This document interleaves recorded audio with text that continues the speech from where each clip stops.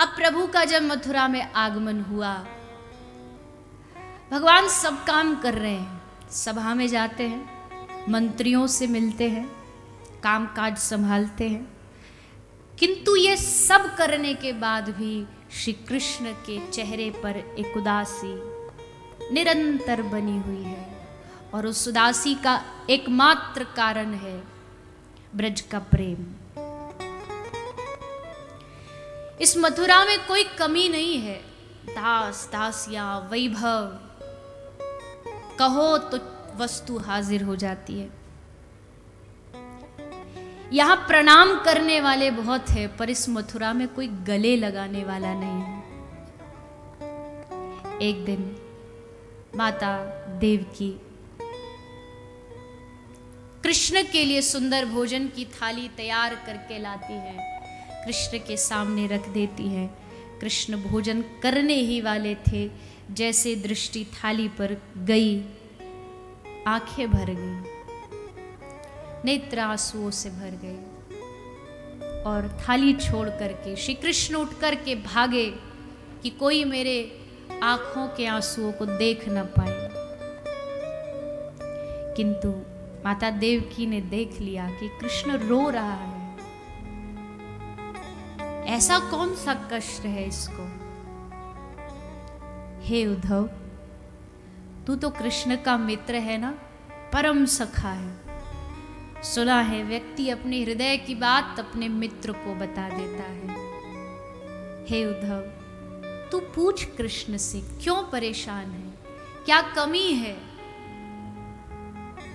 मैं उस कमी को पूरा करूंगी। मैं कृष्ण को सुखी देखना चाहती हूं। उद्धव महल की छत पर गए और जाकर के देखा तो श्री कृष्ण की दृष्टि वृंदावन की ओर है, और उस वृंदावन की ओर देखते देखते श्री कृष्ण की आंखों से झरझर अश्रु बह रहे हैं। हा राधा, हा राधा, मैया, बाबा, वो पूरा दृश्य आंखों के सामने घूम रहा है।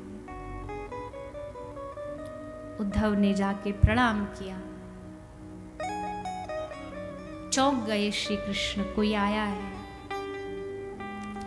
उद्धव, तुम यहां कैसे? हे कृष्ण,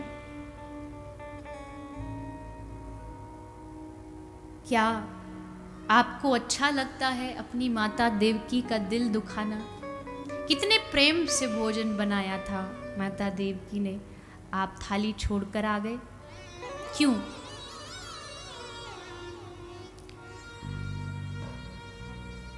हे उद्धव, क्या बताऊं? मैं जानता हूं मेरी माता देवकी ने प्रेम से भोजन बनाया मेरे लिए, व्यंजन बनाए, मैं उनके प्रेम का सम्मान करता हूं। पर उद्धव, उस थाली में एक कटोरी में माखन रखा था, और बस माखन देखते ही मुझे अपनी ब्रज की सारी स्मृति आ गई। मैं कैसे एक कटोरी माखन के लिए भागता था। मेरी माँ यशोदा लाखों नौकर चाकर होने के बाद भी प्रातःकाल उठ जाती, उसे पूरी रात नींद नहीं आती थी कि सुबह कन्हैया उठते ही माखन मांगेगा। क्या बताऊं, उस माखन को देखते ही ब्रज की याद आ गई। अरे कृष्ण, आप ब्रज को भूल क्यों नहीं जाते? क्या है ऐसा ब्रज में जो आप उसी को याद करते रहते हैं? मथुरा में कोई कमी है आपके लिए? हाँ, कोई कमी नहीं है, पर उद्धव, मैं तुझे कैसे समझाऊं? ये प्रेम का पाठ कैसे तुझे बताऊं कि उधो मोहे ब्रज बिसरत नहीं। ऐसा नहीं कि मैंने प्रयास नहीं किया उद्धव, कईयों बार प्रयास किया, पर जैसे प्रयास करता हूँ, आंखें बंद करता हूँ, आंखें बंद करते ही मुझे उस रोती हुई गैया के उस बछड़े की याद आ जाती है, जो रोते रोते मुझसे पूछ रहा था कि हे कृष्ण, तुम वापस कब आओगे? क्यों जा रहे हो? हे कृष्ण, तुम्हारे बिना हमारा जीवन निष्प्राण है। कैसे श्वास लेंगे हम ब्रजवासी, कैसे जिएंगे हम ब्रजवासी। मैं कैसे भुला दूं उस प्रेम को उद्धव। एक रात, एक समय का भोजन ना करूं तो मैया पूरी रात जागती थी, सारे ब्रज के वैदों को बुला लेती थी। मेरे कन्हैया को कुछ हो गया, मेरे लाला को कुछ हो गया, कैसे भुलाऊं। उद्धव, हर श्वास के साथ ब्रज की याद आती है, किंतु ये मजबूरियां, ये कर्तव्य, इन्होंने मुझे पकड़ रखा है, जकड़ रखा है। चाह करके भी जा नहीं सकता उद्धव। बहुत इच्छा करती है सब छोड़ दूं, पर नहीं जा सकता। उद्धव, तुम मेरा एक काम करोगे? हाँ हाँ कृष्ण, कहिए ना, क्या सेवा बताइए। उद्धव, तू ब्रज चला जा। अरे प्रभु, मैं ब्रज, आप जानते हैं ना, मैं बृहस्पति का शिष्य हूं। मेरे एक एक शब्द को समझने के लिए बुद्धि चाहिए। ये गांव के लोग क्या समझ पाएंगे, मेरी भाषा भी इनको समझ नहीं आएगी। कृष्ण हंसने लगे। उद्धव, तू अभी जानता क्या है, बड़े बड़े से बड़ा वेदज्ञ भी, बड़े से बड़ा तपस्वी सन्यासी भी ब्रज में आके इन गोपियों की चरणों की धूल मांगता है। नारद जैसा भक्ति के आचार्य श्री नारद जी, पूरा भक्ति सूत्र में गोपियों की चर्चा।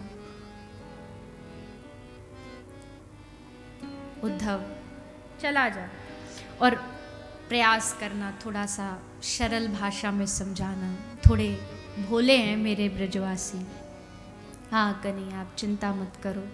जा रहे थे उद्धव, अपने पास की पीताम्बरी दे दी, ये ले जाओ। पूछेंगे क्या पहचान है तुम्हारी कि तुम कृष्ण के मित्र हो, और तुम ये दिखा दोगे। मेरी मुकुट, मेरा मोर पंख ले जाओ, मेरी बांसुरी ले जाओ, और अंत में अपने गले की माला पुष्पों की उतार के दी, इसको ले जाना, और इसको जाकर के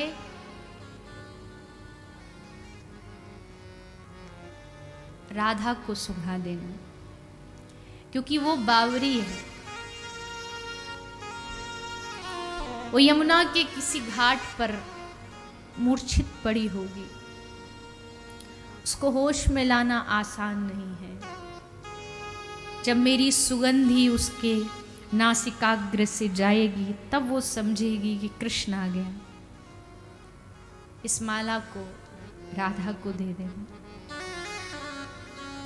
श्री उद्धव जी चल पड़े कृष्ण के रथ को लेकर के ब्रज की ओर, वृंदावन की ओर प्रवेश कर रहे हैं ब्रज में। लेकिन ये क्या, यहाँ तो मैंने सुना था कि ब्रज में बड़ा उत्साह है, लोग नाचते हैं, गाते हैं। यहाँ तो सब कुछ वीरान है, और वीरान हो भी क्यों ना, हम सबका प्राण जो चला गया। बड़ा प्यारा प्रसंग है, अगर इसमें प्रवेश कर गए तो फिर निकल नहीं पाएंगे, क्योंकि यशोदा मैया से मिले हैं उद्धव। वो बस बैठी बैठी तकिए को लोरी गा के सुलाती रहती है, लाला सो जा, अरे तू कल भी नहीं सोया, सो जा। नंद बाबा, आप, इनका क्या काम धंधा है? उद्धव ने पूछा, बाबा आप क्या करते हैं, आपका काम क्या है? बाबा ने कहा, स्मरताम कृष्ण वीर्यानि। हे उद्धव, मैं कृष्ण को याद करता हूं, बस यही मेरा काम है। और मैं ही नहीं, पूरे ब्रज का एक ही काम है, कोई काम धंधा नहीं है हमारे पास, बस बैठ करके कृष्ण की चर्चा, कृष्ण कथा का गान, बस यही करते हैं। गोपियों के पास उद्धव गए, यमुना के घाट पर देखा तो बावरियों का झुंड लगा है। प्रेमी और पागल में कोई फर्क नहीं होता। प्रेमी भी पागल ही होता है, पर वो प्रेम में पागल होता है। कभी हंसता है, कभी रोता है, कभी चिल्लाता है, कभी बेहोश हो जाता है। प्रेम की दशा अलग है। तो गोपियों से मिले हैं श्री उद्धव जी, देखा कि पागलों की भांति एक दूसरे से बात कर रही हैं। एक गोपी चौक लेकर के लिख रही है 1 जमा 1 बराबर 1, 1 जमा 1 बराबर 1। अब उद्धव तो बुद्धि वाला है, तो उद्धव ने रोका, अरे गोपी तू जानती है ये गणित क्या होता है? गणित में 1 जमा 1 बराबर 2 होता है, 1 नहीं होता। तो गोपी हंस के कहती, उद्धव तेरे गणित में 1 जमा 1 बराबर 2 होता होगा, हमारे गणित में तो 1 जमा 1 बराबर 1 ही होता है। क्यों? जब यहाँ प्रेमी और प्रियतम मिल जाता है तब 2 नहीं बचते, 1 ही बचता है। जब मैं था तो प्रभु नहीं, और जब प्रभु तो मैं नाही। प्रेम गली अति साकरी, तामे 2 न समाही। 2 नहीं रह सकते, केवल 1, या तो मैं या मेरा प्रियतम। अद्भुत भ्रमर गीत गाती हैं श्री राधा रानी। एक भंवरे काला रंग देखा तो बस कृष्ण की याद आ गई। अरे भंवरा, तू जरूर उसी का यार है, उसी ने तुझे भेजा, तभी तू मेरे चरणों में बैठा है। माफी मांग रहा, जा, नहीं माफ करेंगी तुम। पूरा ब्रज विरह के सागर में डूबा हुआ है, और एक ही प्रश्न, कब आएंगे? परसों की कह के बरसों बीत गए, किंतु कृष्ण नहीं आए। उद्धव की बुद्धि बोरिया गई, ऊधो सूधो है गयो, सुन गोपिन के बोल। ज्ञानी उद्धव प्रेमी उद्धव बन गए ब्रज में आकर के। और जब कई महीनों, 6 महीने तक उद्धव ब्रज में रुके, 6 महीने बाद जब कृष्ण के पास आए, तो जो उद्धव जाते समय कह रहे थे कि तुम भूल क्यों नहीं जाते, वो उद्धव कह रहे हैं कि हे कृष्ण, मैंने दुनिया में निष्ठुर बहुत देखे पर तुम्हारे जैसा नहीं देखा। अरे क्या मिल रहा है तुमको, इस मथुरा में पड़े हो, अरे जाओ ना। वो खाते तुम्हारे लिए हैं, वो सोते तुम्हारे लिए हैं। मैया जिंदा इसलिए कि किसी दिन कन्हैया आ गया और माखन मांगा तो। तब कृष्ण ने कहा, हे उद्धव, ये जो तूने देखा ये सब मेरी बाह्य लीला है, अब तू जो आंतरिक लीला है वो देख। आंख बंद किया तो देखा, जहां मैया सुला रही थी तकिए को, वहां तकिया नहीं था, वहां सचमुच कृष्ण सोया था। यमुना के घाट पर जो गोपियां बैठी बैठी लिख रही थी, नाच रही थी, वहां सचमुच कृष्ण खड़े थे। कहा, उद्धव, मैं दुनिया छोड़ सकता हूं, लेकिन मैं अपने ब्रज को नहीं छोड़ सकता। पाषाण पर खड़े होकर के कृष्ण ने नंद बाबा की सौगंध खाई है कि मैं ब्रजवासियों को नहीं भूलूंगा। कैसे भूल सकते हैं? और वो द्वापर नहीं, कली काल में भी ब्रज में आज भी कृष्ण विराजमान है, छोड़ ही नहीं सकते। नित्य लीला आज भी होती है, जो महापुरुष वहाँ विराजते हैं, संत, वो चिंतन में उन सब लीलाओं का दर्शन करते हैं।